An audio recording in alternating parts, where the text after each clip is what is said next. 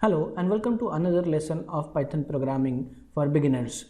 In this lesson we will see we will learn about the list in Python. So how we can use list in Python. So what exactly list, we will see that first. Okay, so let me share a few things with you. So I have already written few little theory for you guys. So what exactly the list is? The list is a data structure in Python that is mutable or changeable. We can say that means we can change the elements of list, and we can add, remove elements, we can append, okay, we can insert elements. So we will see all those things. And the list is ordered sequence of elements. So that means there is an order, so that you can that means you can handle or you can access the elements of this list with the help of index numbers and all. That also means you can clone or we can create the copy of the list as well. Okay, so lists are just dynamic sized arrays, very similar to vector in C++, or we use array list and all in Java, so collection classes in Java. So it's like that. Okay, so lists need not to be homogeneous always, which makes it most powerful tool in Python, and that's why you will see it being used often, or most of the time people use list, okay, whenever they want to handle some data and all. Okay, so this means single list may contain data types like integer, string, as well as objects. In other words, we can say that the list can contain different types of elements, and that's a great thing we have. So let's define the list. So how we can define the list? So let me call it list 1.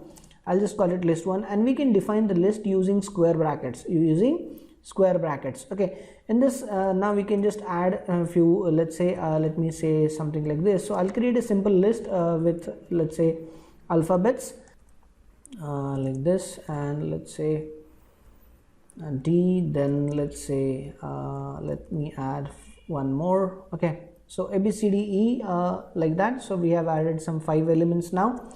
Let's see how we can deal with the other things. Okay, so this is how we have just created a list. Let's see how we can print the list. If I want to print just print the list, okay, so what I can do it. So basically it's very simple. So to print the list, again we will use the print statement here, and we will simply pass the list to it. Okay, so that's how we can simply just print the list. So let's try and run this program first so that we can see the output. So let's run that. Let's call it Python, and we'll say list demo.py. okay, so as we can see, it's printing in the square brackets as we have created it. Okay, as we have created it, similarly it has printed it. Okay, so list is printed. So let's check how we can create or how we can access the elements. Okay, so if I say if I want to access the elements, okay, so let's see how we can access the elements of, let's say, list. Okay, so elements of a particular list or a particular element of the list. Okay, so if I want to access the particular element of a list, what I can do is I can simply say list and list 1 and square bracket. I need to pass the index number. So if I pass the index number 3, it will print element which is on index number 3. So again, keep that in mind. Index numbers are always similar to other languages like C, C++, Java. Okay, indexing always starts with 0. So if I say if I'm passing 3, so the indexing starts with 0. So that means 0 is A, 1 is B, and C is 2, and D is 3. Okay, so we should get 3. So let's see the output again. If we get, let's say, Python, and if I say list demo.py, see, we are getting D. Okay, so that's how I hope you have understood that. Okay, so let's move ahead with the next stuff. So how we can find the total number of, let's say, elements. Okay, so if I say, if I want to check the total number of the elements in a list. Okay, so if I want to print the total number of elements in the list, again what I have to do is I'll use a length function here. I'll use a length function here, and I'll pass the list to it. Okay, so let's say list 1. Okay, so it will print the total number of that. So let me run that program again. Now we can see total number of the element is 5. Okay, so as we can see that output as well.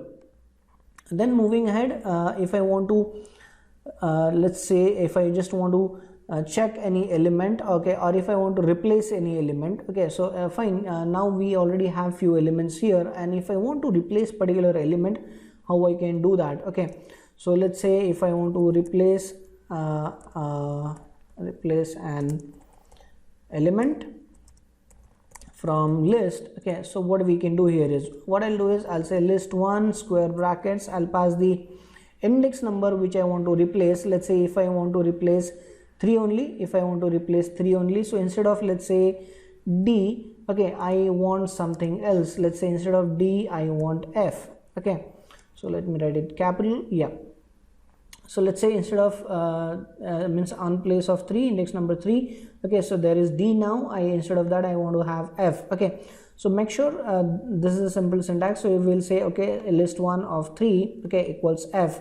And now if I print the list, let's say if I print the list, let's say list 1, okay, and if I try to print that list, let's see what we get. So we are getting F, okay. So as you can see that initially when it was the list, initially A, B, C, D, E, then we have printed, let's say, the element 3, then the total length of that list is 5, and after replacing, okay, as you can see here, D is replaced with F, okay. So that is how we can see it works. That's how it works. So let's say if I want to find the index number, okay, of an element, let's say you know the element but you don't know the index number of that, okay. So how you will find the index number of that particular element, okay. So for an example, I'll say x equals to, let's say, list1, okay. So I'll say list1 dot, I'll use a function called index, okay. And in index, if I'll pass the element, let's say if I pass C, okay, and if I want to print, let's say, X, okay, so this will give me the index number from that particular element, of that particular element. So if I run this code again, in the end, if you can see, I'm getting 2, that means the C is on 2. So as we know, 0, 1 and 2, okay, as the index always starts with 0, we are getting 2, okay. So that's how we can simply check, okay. Then if I want to add any particular element, okay, if I want to add a particular element in the list, how I'll be able to add, basically instead of add, I'll say if I want to append any element, okay, sorry, if I want to append any particular element, okay, so how will I do it? Append an let's say element, okay. So when we say append, it's always in last, okay. So append an element in the list, so it will be always in the added in the end, okay. So if I want to add a particular element in the list, how I can do that, okay.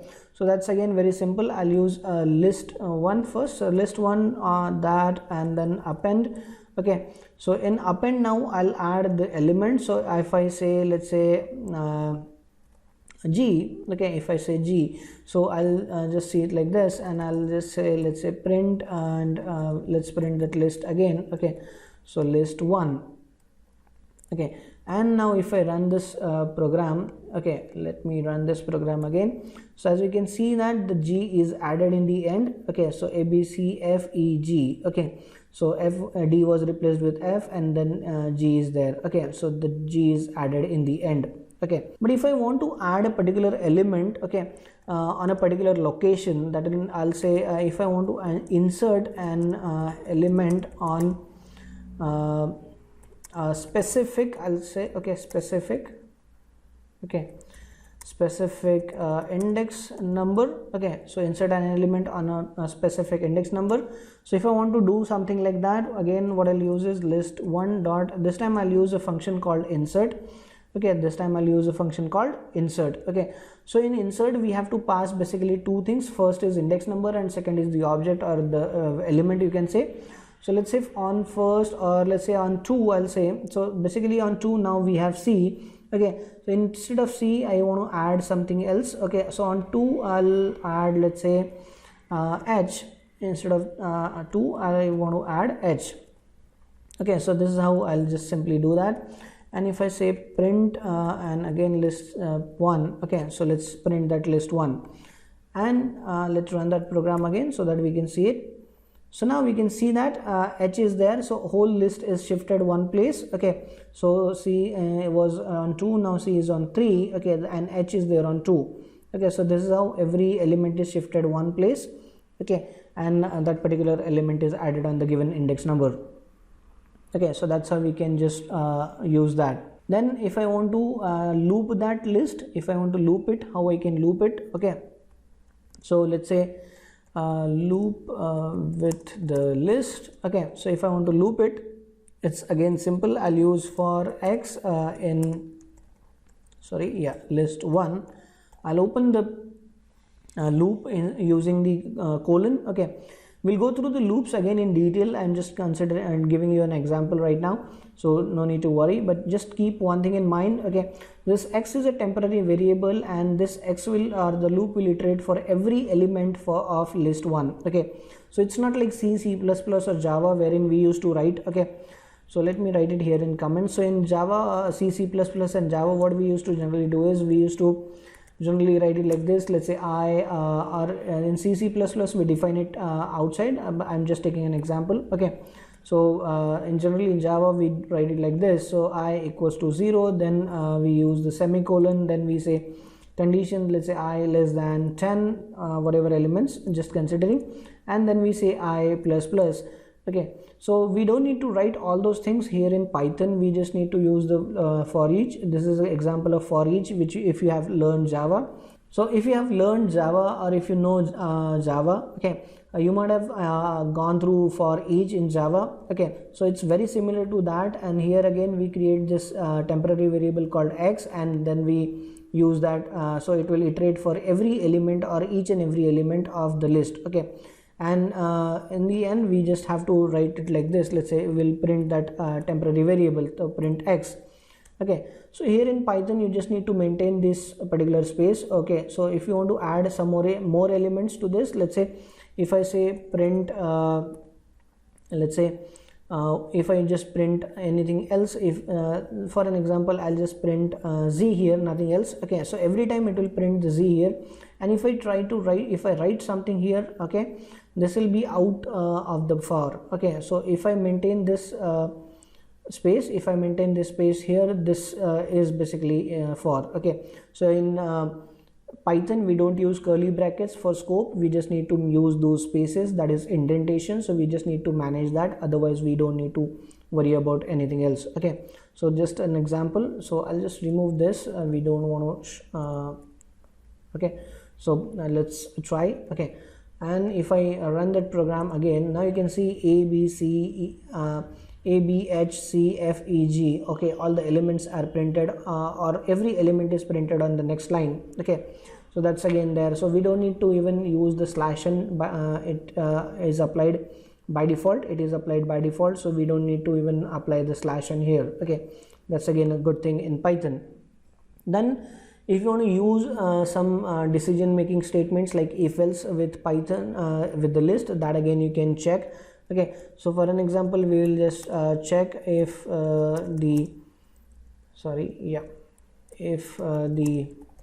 element exists or not. Okay, so just for simple check. Okay, so if let's say I'll say again we don't need to use the brackets here, we will use it like this. Let's say if a, okay, so in list 1, okay, and I will again open the scope using the colon, and I'll write it like this. So let's say I'll say print, okay, and just a small message, let's say yes, a is present. Okay, so just a simple statement we have used. Okay, so just for an example we have taken a simple statement. Now if I run that program, okay, in the end if you can see here, yes, A is present, yes, A is present. Okay, so that's how again we can get the simple message here. Okay, and all the things are there. So these are the things, or this is how basically we use list. Okay, this is how basically we use list, and that's what I was saying, that okay, you can add any kind of elements and anything like that. Okay, so that's the thing we use list. So see you in the next lesson.